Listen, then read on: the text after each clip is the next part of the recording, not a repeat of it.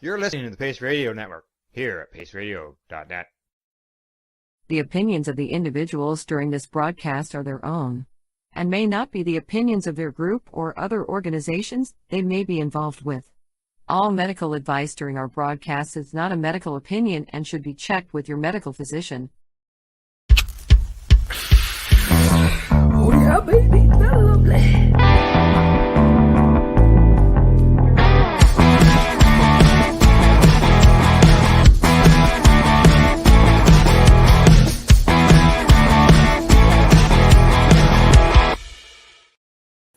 Good morning, it's February the 5th, and welcome to Psychedelics Cannabis Educational News.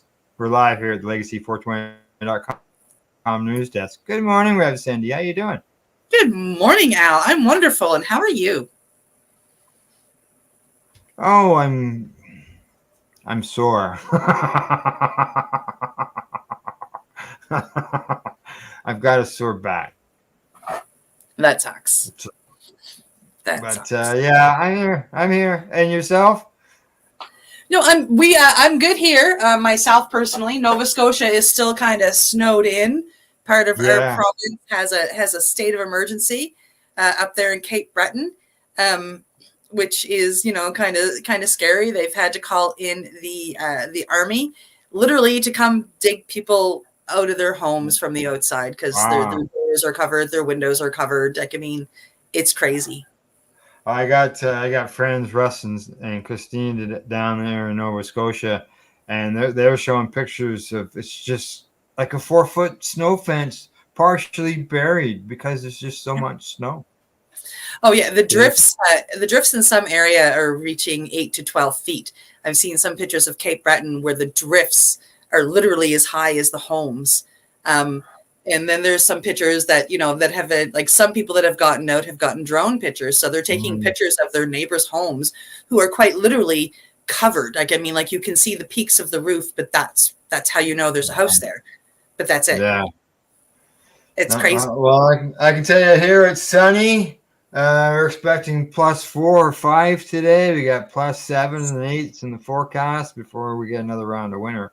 But just so everybody knows, Rev Kelly has today off, and she will return next Monday. All right. What do you say? Sure. From our snow report, glad to see everybody's still staying on the right side of things. And we should get started with the news. Sure. Heading over to Marijuana Moment to start off. Rhode Island selects location for nation's first state-approved safe drug consumption site to curb overdose deaths. First one in the nation. All right. Harm reduction advocates in Rhode Island announced this week that they have secured a location for the nation's first state-regulated overdose prevention center where people can use illegal drugs in a safer environment under the supervision of trained professionals. And on Thursday evening, the Providence City Council gave formal approval to the plan. News of the plan's finalization was trumpeted on Wednesday by the group Project Weber Renew, which is working with the clinical partner VICTA to open the site adjacent to the Rhode Island Hospital campus in Providence. Organizers were aiming to open the facility sometime this summer and provide services on weekdays. Oh, see, that's a perfect spot for it too, right across the road to the hospital. Colleen Daly Nadoy, executive director for Project Weber Renew, a peer-led harm reduction and recovery support organization, said in a press release that it's imperative to take decisive action to save lives. In 2022, Rhode Island lost 434 lives to the overdose epidemic, Daly Nadoy said. This overdose prevention center is a pivotal element in the state's comprehensive efforts to combat this crisis. It's helping here in Canada. So both organizations say they're committed to working closely with state, local, and community leaders before and during the center's operation, noting that the Providence City Council has provided public support of the project. On Thursday evening, the council officially approved plans for the facility on what appeared in video to be a unanimous voice vote. with a number of members speaking in favor of its role in the community. This is going to be located in my ward, says Deputy Majority Leader Mary Kay Harris. I'm very proud of an agency that I know is going to make an impact on the lives of people and change the lives of people who have been suffering in each and every one of our neighborhoods. Senior Deputy Majority Leader John Claves said that Providence is leading the way. The state is also leading the way on harm reduction. When you think about overdose prevention, when we think about substance use disorders, and when we think about challenges associated with it, specifically here in the city of Providence, this is a real game changer, Conclave says. Majority Whip Nigel Sanchez says the approach is based on data-driven policy that is working in other countries, and in New York City, it does save lives. Drug use in public places makes folks uncomfortable, right? City Councilman Justin Royas said simply. And so if that's the case, we should find an alternative. And that alternative is designated safe use sites. The center is being opened under legislation enacted by Rhode Island lawmakers in 2021. The law, which was signed by Governor Dan McKee, authorized a pilot program for the sites that's currently set to expire in March of 2026. Project Weber Renew said that window should provide the necessary time for the facility to be opened, operationalized, and evaluated. It's funded with state money from an opiate lawsuit settlement. Oh. Good use. Yeah, good use. Staff of this site, according to Project Weber and Renew, will include experts with lived experience with substance use and recovery, including peer recovery specialists, counselors, and prescribers who can initiate medication for substance use disorders. Those with lived experience include the center's two co-directors, Project Weber Renew Director, Deputy Director Ashley Perry, and Overdose Prevention Program Director Dennis Baller. Okay, just a second. I found it. The organization, sorry about that, already provides a suite of support services, drop-in centers in Providence and Pawtucket. Oh, I like that name, including access to naloxone and other safe use supplies, basic needs like food, water, and hygiene products, HIV and hepatitis C testing, and connections with an array of other services such as recovery coaching and housing support. In addition to supervised consumption, the new space will also offer laundry services and showers, the group said. I think both very important things. Yep. Victa, meanwhile, an outpatient treatment program for focusing on mental health and substance use disorder, will staff the center with medical providers, nurses, and counselors on site to provide immediate access to services when an individual is ready for treatment. By offering treatment on demand, people using the Overdose Prevention Center can act on their key moment of readiness to initiate change, according to the release. Nice. We know that motivation can be fleeting and that recovery is not linear, said Lisa Peterson, who's Victa's chief operating officer. We are committed to helping people stay as healthy as possible through every stage in their process. State officials at the Department of Health will oversee and regulate the center, and researchers from the People, Place, and Health Collective at Brown University School of Public Health will seek to measure both individual and community outcomes. Research Project Weber Renew suggests people who visit overdose prevention centers are 30% more likely to access substance use treatment. Moreover, data has shown that no one has ever died at an overdose prevention center worldwide throughout the many decades of their existence. The group pointed to data from two overdose prevention centers operating under municipal authorization in New York City, noting that the site successfully reversed more than 1,300 overdoses in their 2 years of operation, with only a handful requiring emergency medical services. That's pretty amazing. That gave me some chills there. Yeah. Yeah, late last year, in a little notice section of a report of the nation's worsening drug overdose epidemic, the American Medical Association urged states and local communities to consider allowing overdose prevention sites to operate as a public health strategy.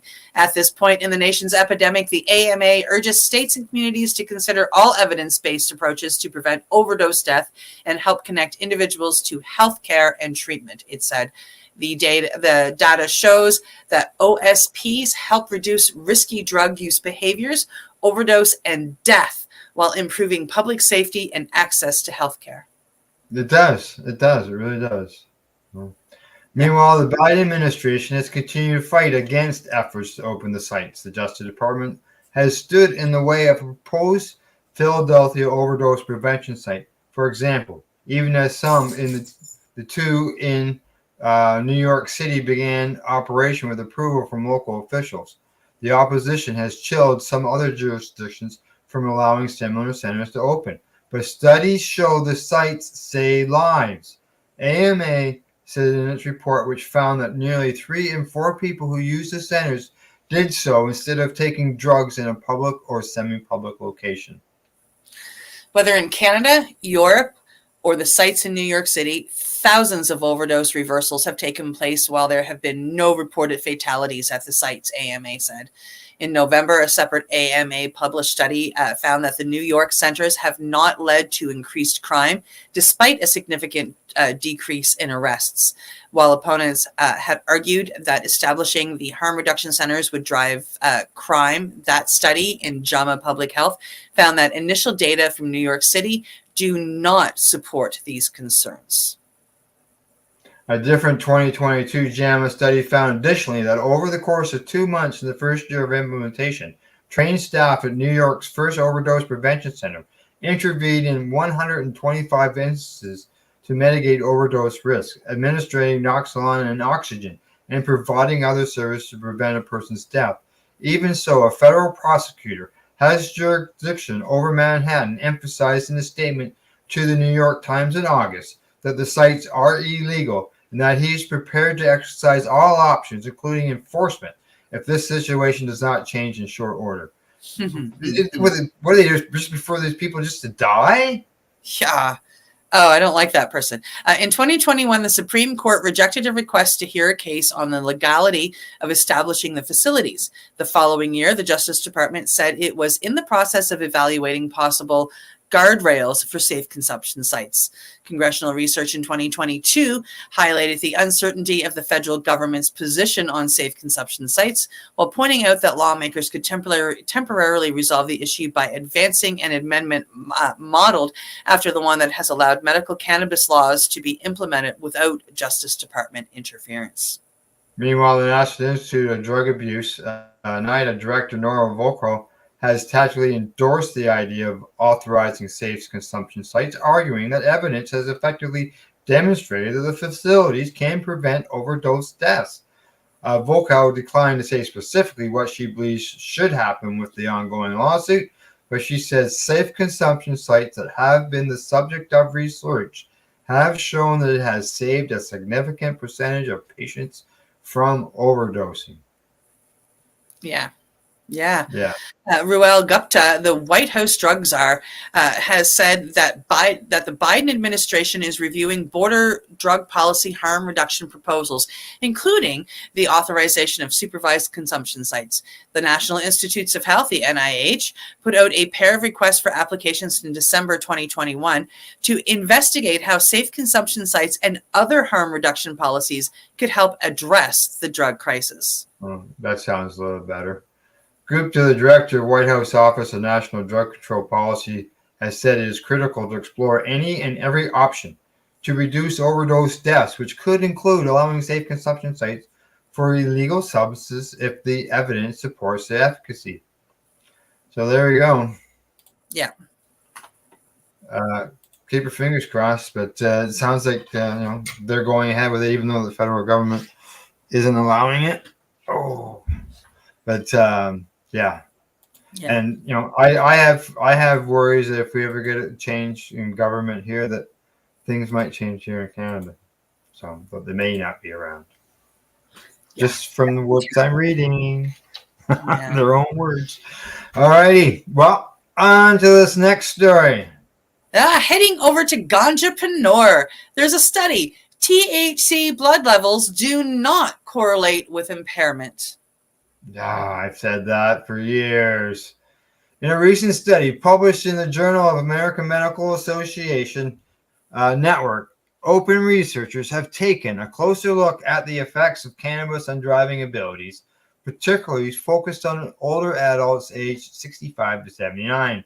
The study, led by Patricia DiCino, alongside a comprehensive team of experts, devolves into the nuanced relationship between the consumption of cannabis, its impact on driving performance, and the amount of THC found in the participants' blood. In summary, the authors noted that although the evidence suggests cannabis use could impact driving performance, blood THC level was not corroborated with driving behavior. The study's participants, who were regular users of high-potency THC-dominant cannabis, demonstrated an increase in weaving and a decrease in speed 30 minutes after consumption. However, these changes in driving performance were not directly correlated with blood THC concentrations. Impairment seemed to fade within a few hours of consumption, with the authors noting the associations between cannabis and driving were apparent at 30 minutes, but not 180 minutes after smoking. Interestingly, self-reports of impaired drivers persisted for 3 hours, indicating a heightened awareness among participants and the potential impairment.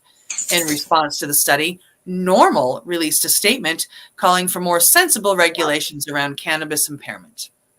That conclusion is consistent with numerous studies reporting that neither the detection of THC nor its metabolites in blood or other bodily fluids is predictive of impaired driving performance. As a result, NORML has long opposed the imposition of per se THC limits for motorists and has alternately called for the expanded use of the mobile performance technology like DRUD. DRUD is a mobile app produced by Impaired Service Inc. that uses neuroscience to assess the user's level of cognitive and motor impairment, according to their website. The app can be used by individuals to determine their own impairment, as well as used for numerous business applications. It was implemented in 2021 by the Department of Public Health in Highland Park, Texas, to track officers' fatigue levels and help determine optimal shift schedules. Considering that THC blood tests are currently used by most law enforcement agencies to determine if drivers are under the influence, the lack of a clear correlation between this variable and driving performance challenges the effectiveness of these regulations and highlights the need for more nuanced approach to determining impairment. There you go. So just because levels don't mean anything. That's where this 5 nanogram thing comes in here, because I wouldn't doubt if a lot of patients woke up when they were already above the 5 nanograms. So technically they should never be able to drive, thinking that they're, by that says that they're impaired. But when this all first started back in, like when they were preparing and back in 2015 and 2016, and 2017, I was involved in 2 different studies down here in Nova Scotia. And one of them was an impairment study. So we weren't asked to drive, but we were asked to show up right after we smoked a joint of, a certain quality. So we did, there was a lot of us outside this hotel puffing on our joints, and we all went in. And what they did is, we showed up and they tested our saliva. Sent us out and smoked a joint. We came back in, they tested our saliva again. So it was one of these saliva roadside tests. And mine wasn't much difference from before I smoked the joint to after I smoked the joint to 30 minutes later. Like there wasn't, for me, being a daily chronic user, hardly any difference. So it was quite interesting to see that happen, and note that even though it had been like 3 hours since I had smoked a joint, when I went in at first and they tested me, I would have failed on the roadside test, hardcore failed on the roadside test. Yeah, things have changed. All right, I'll get this next story going, and I'm gonna go let the dog in. Okay. All right. So next headline says. Heading over to CBC News, Shroom boom. Interested medical psilocybin grows, CBC News looks at how it is produced, the state of research, and the red tape experienced by people who hope it will alter the course of their lives. Long title. And he's gone, so I'm going to keep talking. Tucked away inside a dark room of a generic office building in Burnaby, BC, a collection of plastic boxes contains fully legal and licensed magic mushroom grow op. At a counter, mycologist John Hume inoculates mushroom spores onto a round tray filled with a blue growth medium called agar. It's the first step in the process.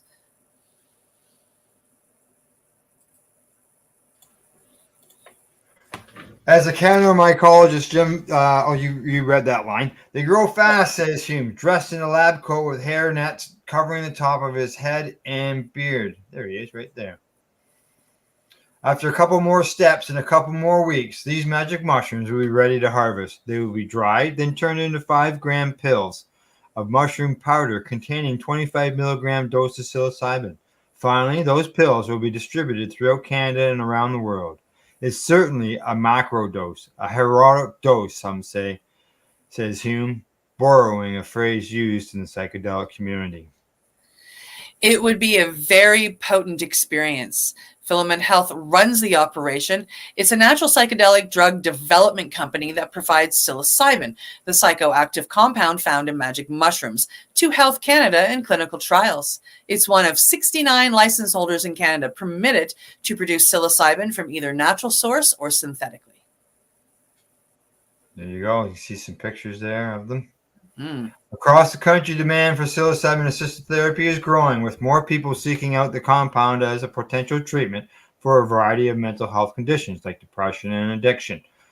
But while demand has grown, access is limited, and advocates say many Canadians are still stuck waiting through bureaucratic red tape as they seek permission from Health Canada to use the medicine medicinally. Oh, yes. Even though microdosing or ingesting a very small amount of psilocybin has become popular, psilocybin is a controlled substance in Canada. The production, sale, or possession of magic mushrooms is illegal except under very specific circumstances that they're not really even working at right now. Right now, Canadians can only legally access psilocybin through a Health Canada clinical trial, the agency's special access program, SAP, or by getting an exemption to the Controlled Drugs and Substances Act, the CDSA.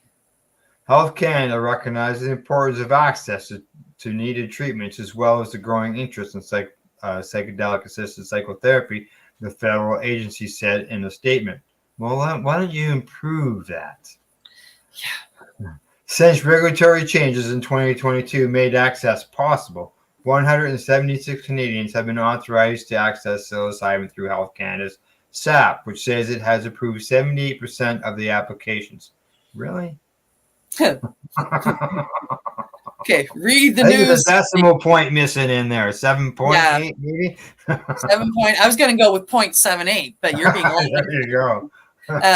Ben Lightburn, considering we know so many people that haven't even heard back. Okay, I can't go on and on and on.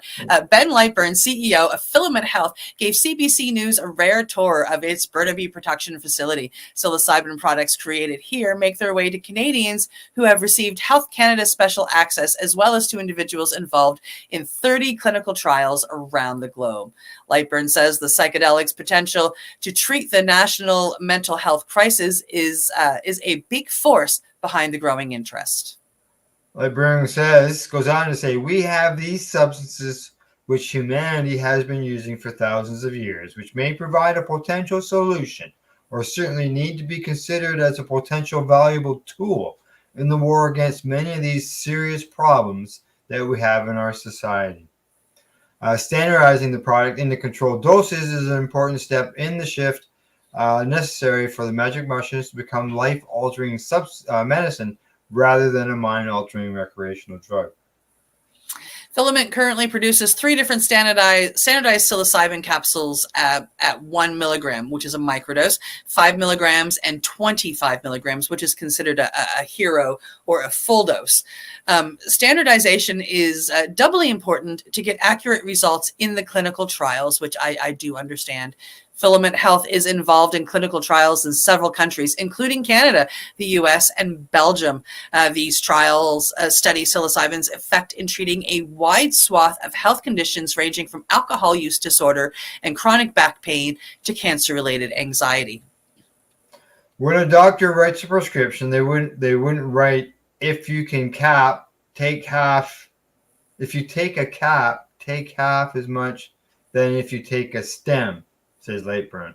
Okay. They need to be assured that there is a very high degree of standardization between the participants in that trial.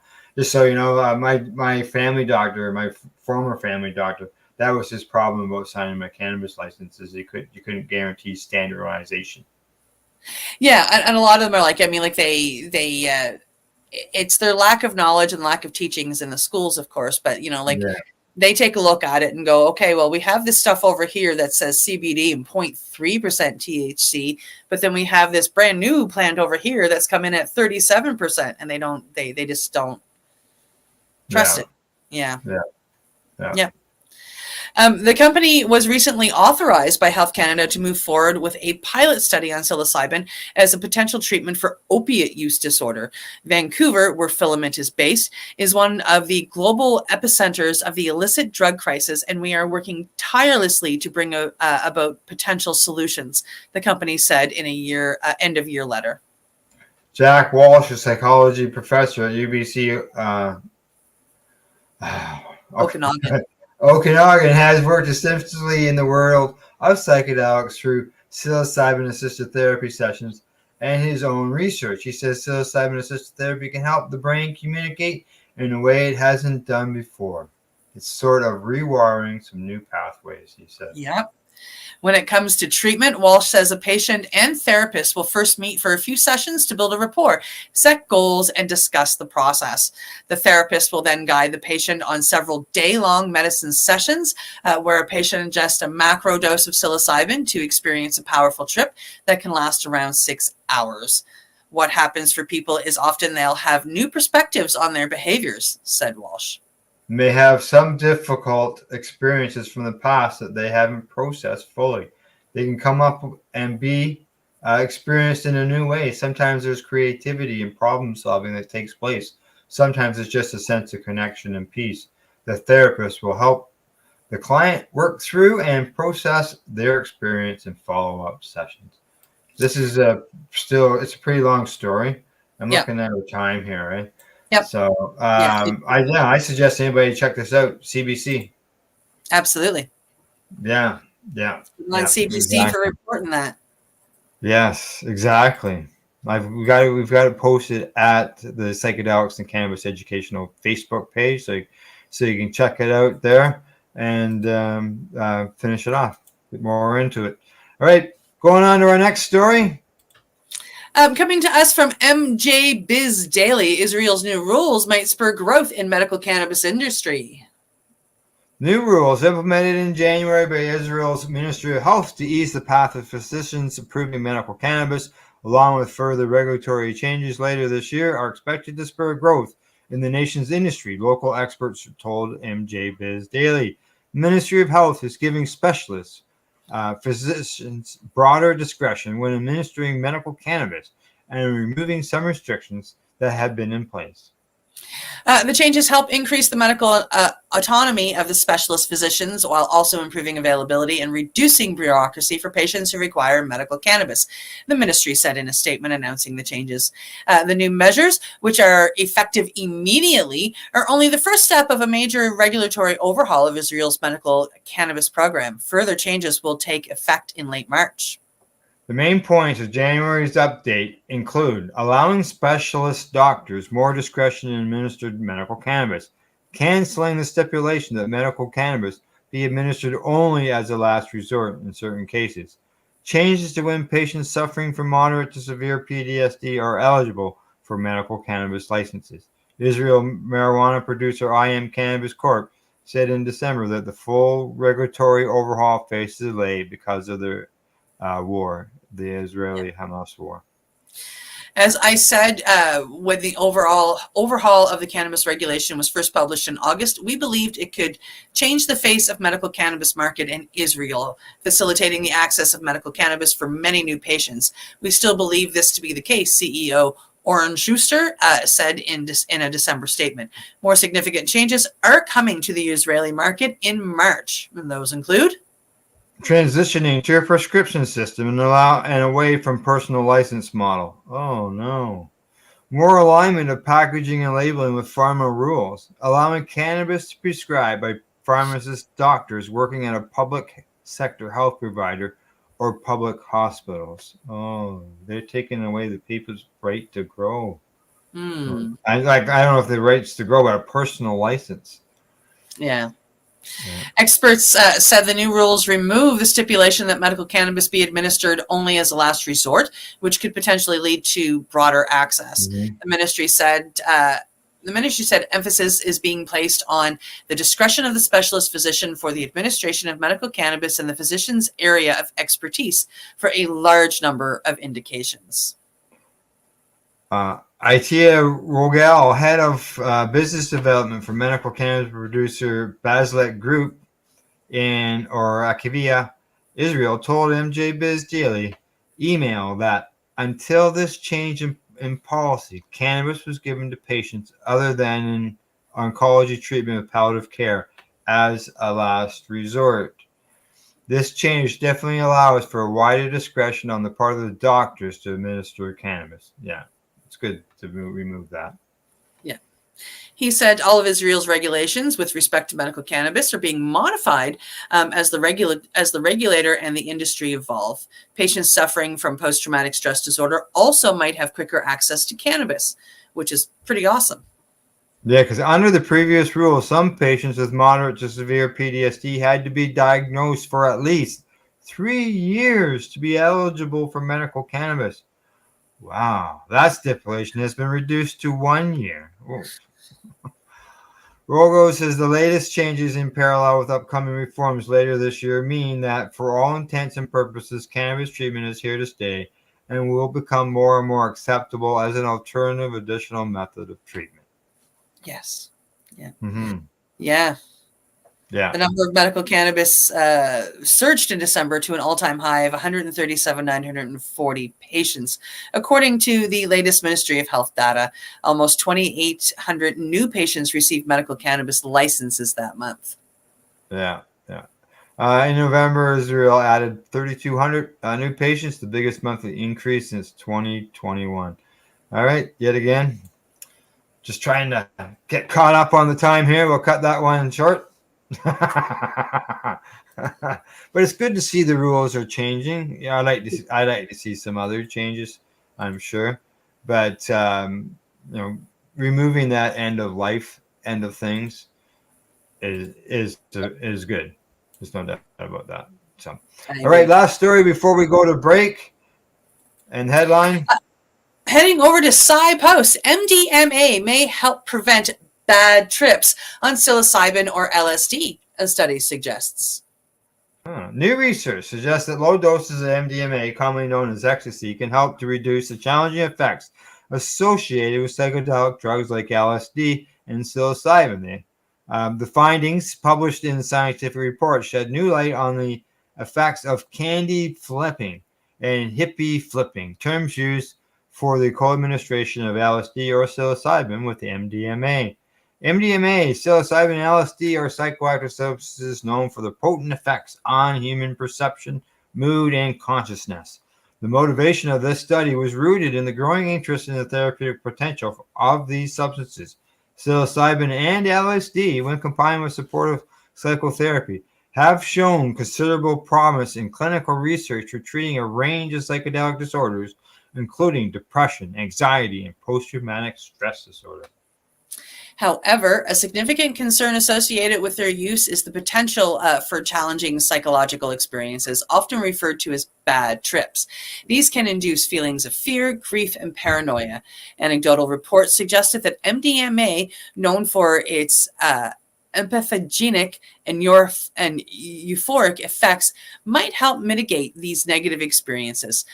This led researchers to systematically investigate whether co-using MDMA with psychedelics like psilocybin or LSD could indeed alter the nature of the psychedelic experience. While psychedelic experiences can often be pleasant, there is also the possibility of having challenging acute experiences. Many individuals are understandably hesitant to receive psychedelic therapy due to fears of having a challenging experience, says study author Richard Zeifman, a postdoctoral fellow in the New York University's Langdon Center for Psychedelic Medicine. Yeah. We were interested in examining whether co-use of MDMA with psilocybin and LSD may help to reduce the intensity of challenging experiences. We were also interested in studying previous anecdotal reports suggesting that combining MDMA with psilocybin and LSD increased positive experiences such as feelings of love and self-compassion. Wow.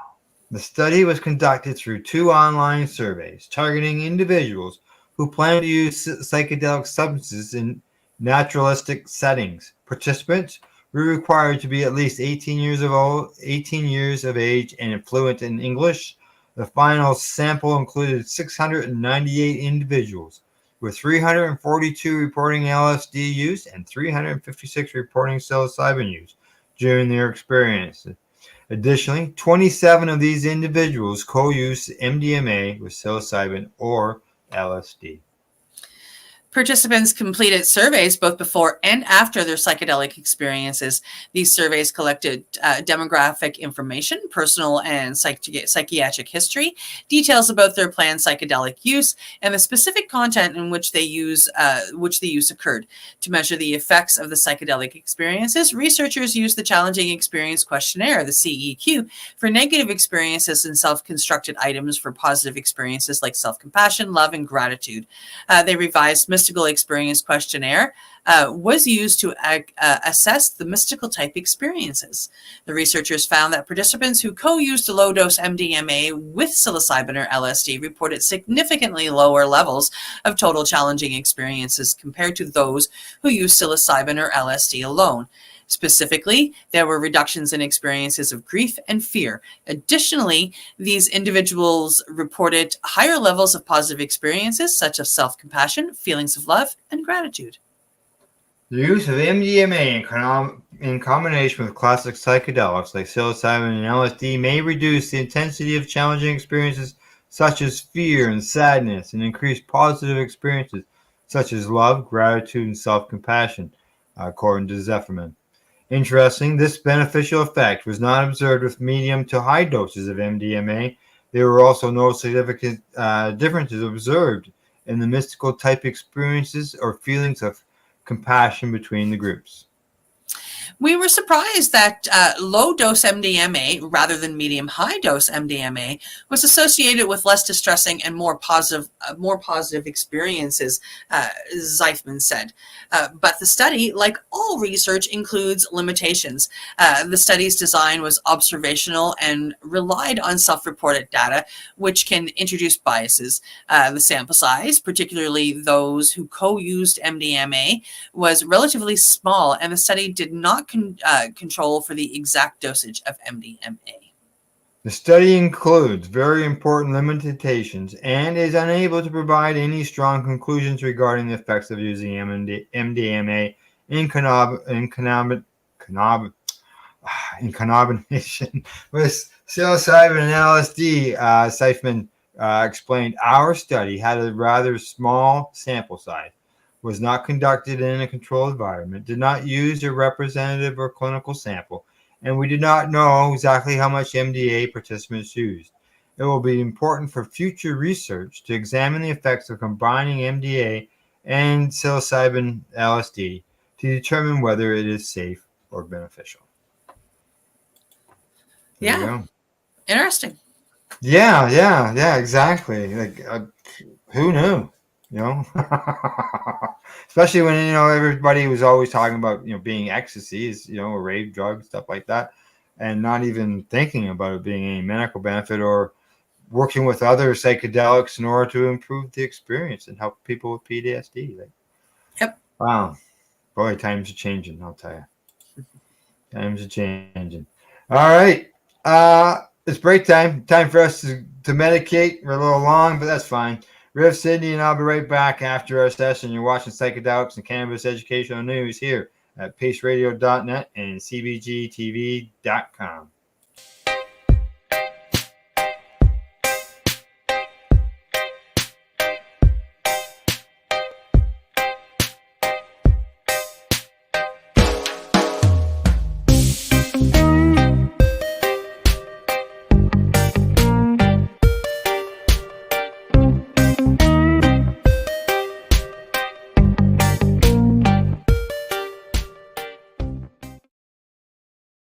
We are people advocating cannabis education here at paceradio.net. Limestone City Hydroponics is Kingston, Ontario's hydroponics shop. Take your growing to the next level and create the optimal environment with a tent kit, or maximize your yield with an ebb and flow flood table kit. Either way, Limestone City Hydroponics has more sizes and options to fit your needs. Are you looking for the power of the sun that adapts to your budget? Then look no further, as they have professional grow lighting. They have indoor grow systems that are easy and cost effective, with many options to fit your living space and lifestyle. Cultivate your growing potential. We have everything you need to succeed. And if you can't make it to the store, they offer local delivery to the greater Kingston area. Remember, when you're looking for experts to help you grow, then look no further than the locally owned Limestone City Hydroponics, 105 Sunderland Drive in Kingston, Ontario. Call them at 613-548-0420. Are you a cannabis content creator? Are you looking for a place to have your content seen? If you answer yes to both questions, then you need to check out cbgtv.com. CBGTV, broadcasting to a worldwide audience. Find us at cbgtv.com. Enjoy the buzz of legalization with Campbellford Lifestyle Shop. From lights to plant nutrients, books, consumption accessories, and more, we've got all your basics to grow or consume cannabis. Visit our info center or take a look at our piercing services and body jewelry, now available in-store through Campbellford Lifestyle Shop, 17 Bridge Street West, Campbellford. Are you looking to get your medical cannabis grow license? Limestone City Hydroponics can help patients through the process of obtaining their license to grow medical cannabis.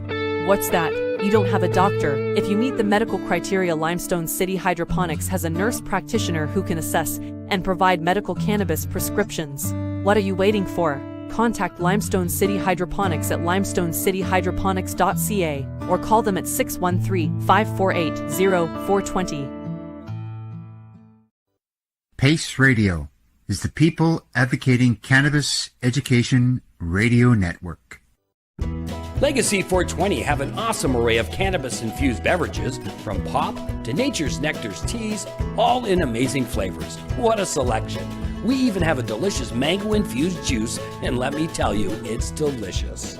Everything is infused in-house, so we buy our syrup from the same place where everybody else buys their syrup for their pop, and the infusion is done in the lab.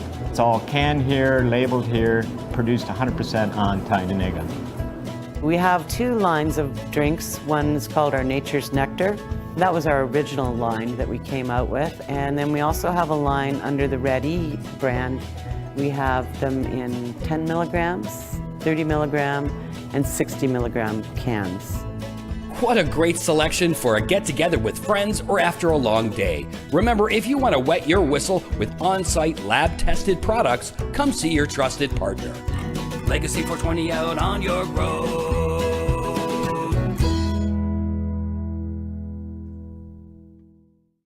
You're listening to the Pace Radio Network here at paceradio.net.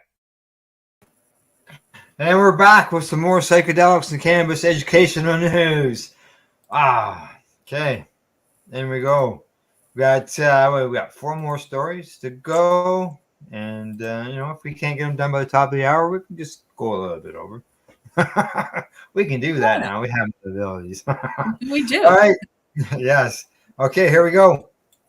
Heading over to MJ Biz Daily, Malta's first adult use cannabis club begins recruitments and sales. Well, we've got a friend over there that should be pretty happy about that. I think so.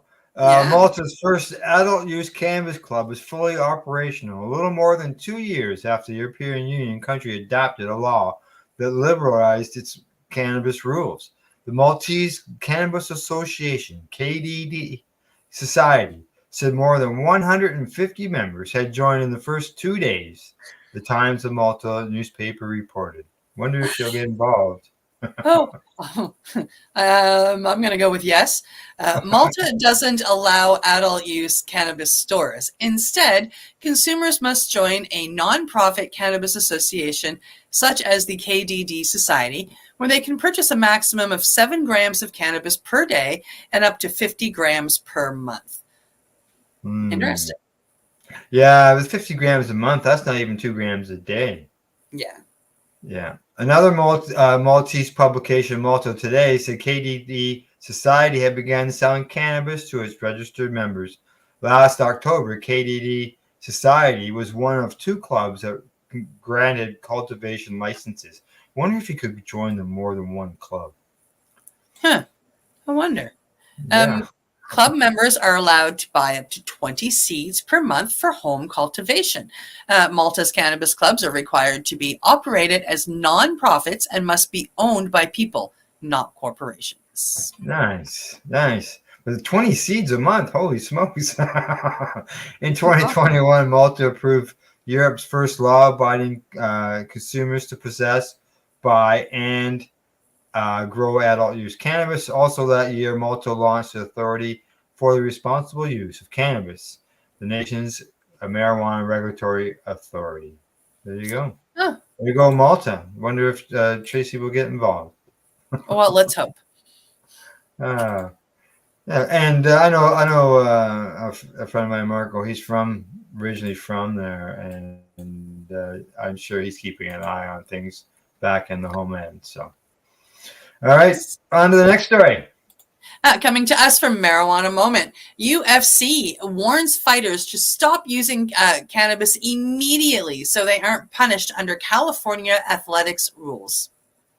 The Ultimate Fighting Championship, the UFC, might have moved cannabis from its banned substances list for professional fighters, but the California Athletics Commission says they could still face penalties under state rules for testing positive for THC over a certain limit ahead of an upcoming event. UFC, which formally amended its cannabis drug testing policy last month, reportedly advised fighters that they could be subject to a $100 fine by the California State Athletics Commission if they test over 150 nanograms of THC per liter ahead of the UFC 298 event that is set to take place on February the 17th in Anaheim. An email from the UFC that was obtained by the trade publication MMA Fighting cautioned fighters to discontinue use immediately to ensure you don't exceed the THC threshold. The policy from the California Commission, which falls under the State Department of Consumer Affairs DCA, might seem misplaced in light of UFC's own recent reform, as well as the fact that cannabis is legal for adults in California. Despite cannabis's legalization in California, the commission is responsible for ensuring the safety of licensees before, during, and after a combat event. Peter Fournier, a DCA information officer, told Marijuana Moment. Should it deem a competitor unfit for competition, it will stop them from participating in an event, regardless of any established threshold. The commission utilizes the World Anti-Doping Agency's WADA prohibited list. Section 8 lists cannabis as a banned substance. He said, any fighter who tests over the WADA threshold of 150 nanograms per milliliter can be subject to a $100 fine. The UFC itself said last month that while it models its list of prohibited drugs after WADA, which has controversially maintained cannabis as a banned substance, it decided to make amendments based on historical findings. For example, cannabis was removed from the prohibited list. $100 fine. Like $100. Professional fighters were already largely protected from being penalized over testing positive for THC during a policy change that UFC adopted in 2021. But it has since removed cannabis as a banned drug altogether. The reform took effect on December the 31st, 2023, so like a month ago. Multiple sports organizations have moved to amend their marijuana testing policies for athletes amid the state legalization movement. For example, a recent collegiate athletics proposal would remove cannabis from the list of substances included in drug screenings for National Collegiate Athletic Association championship competitions, with officials set to vote on the matter in June. Last summer, the National Basketball Association, the NBA, and its players' union signed a collective bargaining agreement that removes cannabis from the league's banned substance use and lays out rules allowing players to invest and promote cannabis brands, with certain exceptions. Yeah, I almost picked a story of that exact thing today. There's a story out today. Nevada sports regulators voted last year to send a proposed regulatory amendment to the governor that would protect athletes from being penalized over using or possessing cannabis in compliance with state law. The NFL drug testing policy changed demonstratively in 2020 as part of the collective bargaining agreement. The NFL is also partnering with Canadian researchers on a clinical trial to test the safety and efficacy of CBD for pain management and neuroprotection from concussions, key issues for many football players who experience injuries as part of the game. The New York Media Softball League, which has teams representing the Wall Street Journal, High Times, and BuzzFeed among its ranks, announced last July it was launching a sponsorship deal with a Kentucky-based CBD company. The idea behind the collaboration was inspired by moves by Major League Baseball and certain teams like the Kansas City Royals and the Chicago Cubs that have recently partnered with CBD businesses. Major League Baseball itself announced its league-wide partnership with popular CD brand in 2020. Charlotte's Web Holdings, one of the most recognized hemp-derived CBD companies in the country, signed the deal with the league to become the official CBD of MLB. There you go. While advocates have welcomed these changes, there's been criticism for the World Anti-Doping Agency over its ongoing cannabis ban. Members of a panel within the agency said in an opinion piece last August that cannabis use by athletes violates the spirit of sport, making them unfit role models whose potential impairment could put others at risk. Advocates strongly urged WADA to enact a reform after U.S. runner Shakira Richardson was suspended from participating in Olympics events due to a positive THC test in 2021. Yeah, that's that she would have won. Yeah, WADA is pretty simple. I think WADA needs to get caught up with the times, and they need to change their stance on it, just like everybody else has, because it hasn't done what has been reported for so long. Yep. If it's immoral or whatever, then what's the stand on alcohol? Other things as well. Prescription drugs, exactly. And that's where we end up with a lot of the troubles that we got now with the opioid epidemic. Is it starts there, right? So. Yep. All right, last story of the day. Coming to us from Cannabis Business Times, U.S. Congressman attempts to sway DEA from rescheduling cannabis. Oh, and I shut off that story by mistake. I'm sorry. Oh, you better go to the next one. Sorry. Okay. Coming to us from Green Market Report, Germany poised to become a third European Union state to legalize cannabis. Yeah, I closed that story off when I shut off the other one. That's okay. Boo boo. All right, Germany is on the precipice of becoming the third European Union member state to legalize cannabis. The country's legislator has been trying to come up with a plan that will satisfy all parties, and it seems that they have found a potential solution. The Traffic Light Coalition has been named, formed by the Greens, the Social Democrat Party, and the Liberals, announced last week that they have reached a deal on cannabis legalization. The law will now be voted on this month. Legalization could take effect as soon as April. However, many politicians remain unconvinced and plan to vote against the law. The other UE members to take the plunge are Malta and Luxembourg. Yeah. The German plan emphasizes prevention and improving health and child and youth protection. Plus, the new proposed legislation introduced last year by Federal Health Minister Karl Lauterbach may also target issues surrounding the illicit market, a problem that has bedeviled many U.S. states. The fight against the black market, decriminalization, and better protection of minors will come as announced. The previous drug policy has failed. A new beginning, Federal Health Minister Karl Lauterbach said on X. According to the Forbes reporting, lawmakers recently revised the bill to ease restrictions imposed by advocates and supporters in the bud state. Changes including raising house possession limits and eliminating the possibility of jail time for slightly exceeding the possession limit. The government coalition also plans to introduce a complementary measure establishing pilot programs for commercial sales, set to be revealed after submissions to the European Commission.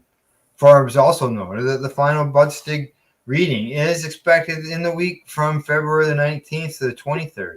The law could pass in the week starting February the 19th, coming to the Bundesrat on March 22nd without expected hurdles.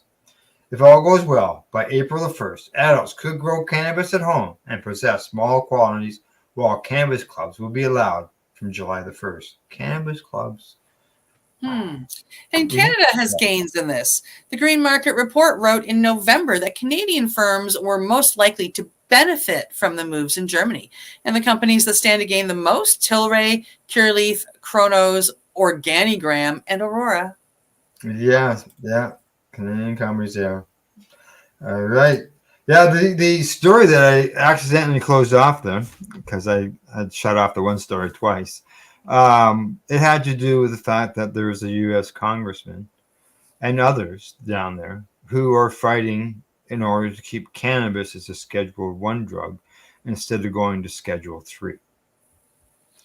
Yeah. Which obviously hasn't helped in any way, right? All the way along, research, all that other stuff. So by at least getting to 3 allows the research, but there are also a group of people who are making some noise about descheduling completely. Yes, there's all three going on. Correct. Yeah.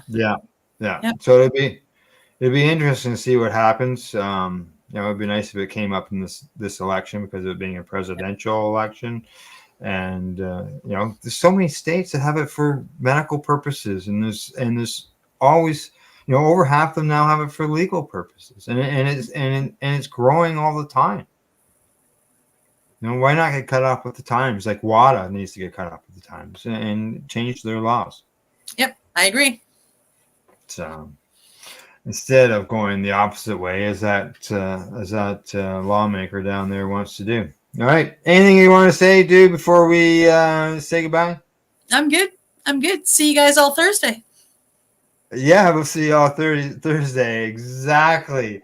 From the Legacy420.com news desk, that's our news for February the 5th. Thanks to our buds at Campbellford Lifestyle Shop, Legacy420.com, Limestone City, Hydroponics.ca. In closing, I'd like to say thanks for watching, and please don't forget to educate, medicate, do not incarcerate or hang anyone. We'll see you all Thursday. Bye-bye. You're listening to the Pace Radio Network here at paceradio.net.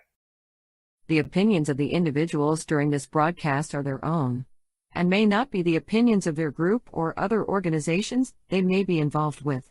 All medical advice during our broadcast is not a medical opinion and should be checked with your medical physician.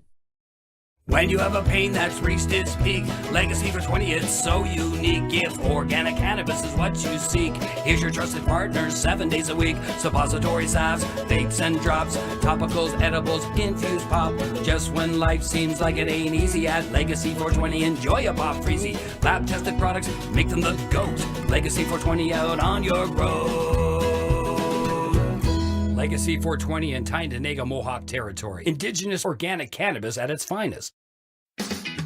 Enjoy the buzz of legalization with Campbellford Lifestyle Shop. From lights to plant nutrients, books, consumption accessories, and more, we've got all your basics to grow or consume cannabis. Visit our info center or take a look at our piercing services and body jewelry, now available in-store through Campbellford Lifestyle Shop, 17 Bridge Street West, Campbellford. Limestone City Hydroponics is Kingston, Ontario's hydroponics shop. Take your growing to the next level and create the optimal environment with a tent kit, or maximize your yield with an ebb and flow flood table kit. Either way, Limestone City Hydroponics has more sizes and options to fit your needs.